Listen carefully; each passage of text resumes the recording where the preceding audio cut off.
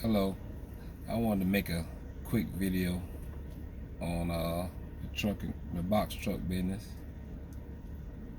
I've been running for about a month or over a month, well, a month, 5 weeks right now. And I just want to give my thoughts on the box trucking business. First of all, I want to thank the good Lord for allowing me to get into this business. I also want to thank a lot of people's channels that helped me get started in this business.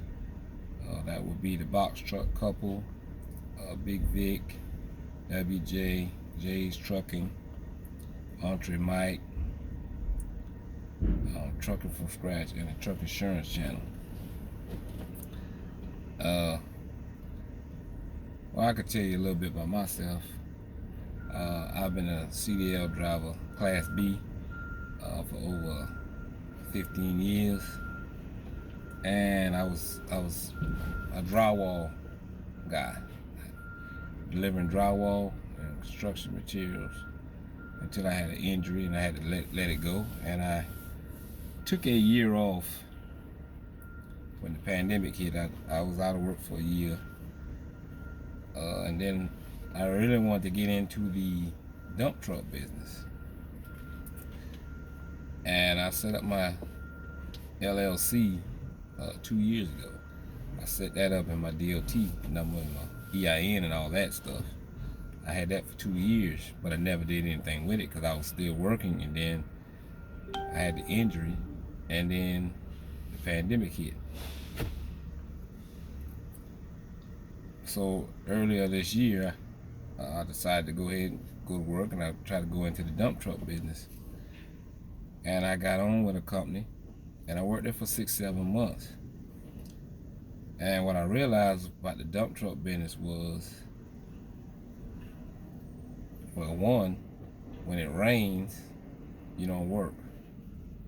Number two, the dump trucks are always tearing up. It's always something. There's always some heavy maintenance got to be done. So I felt, and then the third thing is you're just going to a location, you turn around, coming back, going back to the pit, going back to the location, going back, just back and forth, back and forth, back and forth, back and forth. It was boring. So one day I was going to the barber shop, and my cousin, he has a lot of businesses. If you hear all this noise, I'm sitting at an Amazon facility. They say I got an hour wait before they can load me. I got here early, but I guess I assumed too early. But anyway, my cousin has a lot of businesses, and I was telling him I was trying to buy a dump truck to get in the dump truck business. And he said, no, don't get in that business, and get you a box truck, 26-foot box truck. And I said, okay, let me look into that. And I looked into it. I went, YouTube. I got on a lot of channels, or the people that I just mentioned, and it helped me out a lot. I ran across the truck insurance channel, where they say you can get you a rental truck and get started. So that's what I did. They had they could set you up with a budget account. And that's what I did. I got me a budget truck, and I got started. I ran my authority, and they give you step-by-step instructions on how to get started your box trucking business going the rental route. So that's what I did. And then I looked at all these other people's channels on how to get started on other things, like the Box Truck Couple gave you a step-by-step instructions on how to run your Amazon load. So all in all, I got started, and I've been doing it for a month. And what I'm getting out of it, I was gonna make videos of each week of how I was gonna do it, but I don't know if that's what I really want to do. So I'm just gonna give my I'm just gonna say what I need to say right now of how I stand right now. I made a lot of mistakes because it's a new business I was getting in, but it's still working well.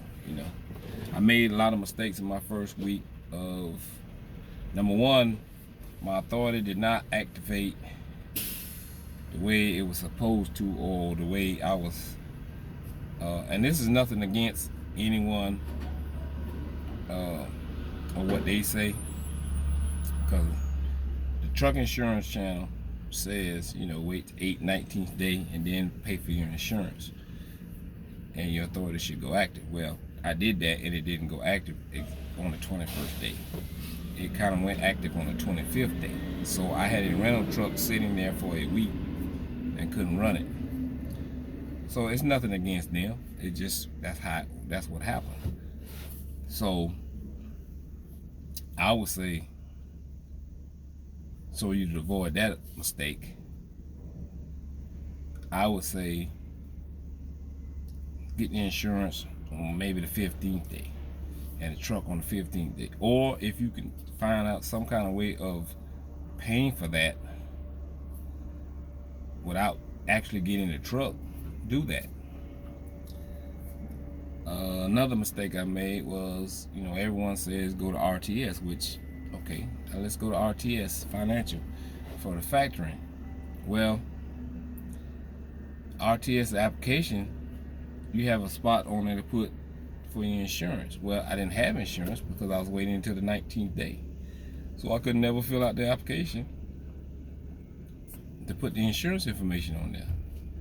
So I was also talking to this other factoring company, and what happened was, when I did get insurance on the 19th day, I finished filling out the application for RTS, and I was told, you know, be 24, 48 hours. Well, it was a week. The whole week I was sitting there, I never heard anything from RTS. I called, couldn't get no answers, no nothing. So here I am starting to run. I started running on a Friday. Even though I didn't find a load that Friday, I found a load that Monday. I still had no factoring company. So I signed with the other company. Now the other company, they have fees, which I knew about the fees. That's why I didn't want to go with them. I wanted to go to RTS. But I'm running and I didn't have a factoring company, so I went ahead and signed with them. They have an ACH fee and they have an invoice fee.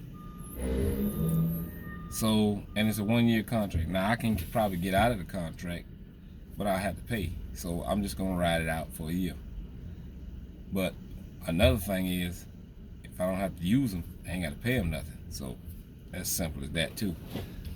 So, but other mistakes I made was going to jobs or going places that I didn't know anything about. If you go deep in Florida like Miami, it's hard to get up out of Miami. So I've deadheaded from cities or places because I could never get out of there. So don't make those mistakes. As far as dispatchers are going, I'm not the type of guy, I don't want to go way over the road. I want to stay regional. So my thoughts on dispatch, I've had two, and I haven't gotten a load from either one of them. I've been booking my own loads. This is why. To me, the way I feel, dispatchers are only good if you want to go long distance. They're not good for you if you want to stay close to home or regional. Because, I mean, I guess they probably can't make the money they want to make.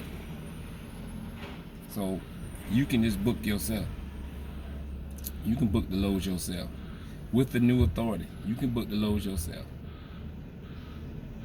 There are companies that'll work with you. TQL, Landstar, and some others. I even got some that does the quick pay. I wouldn't recommend that, but they've done it.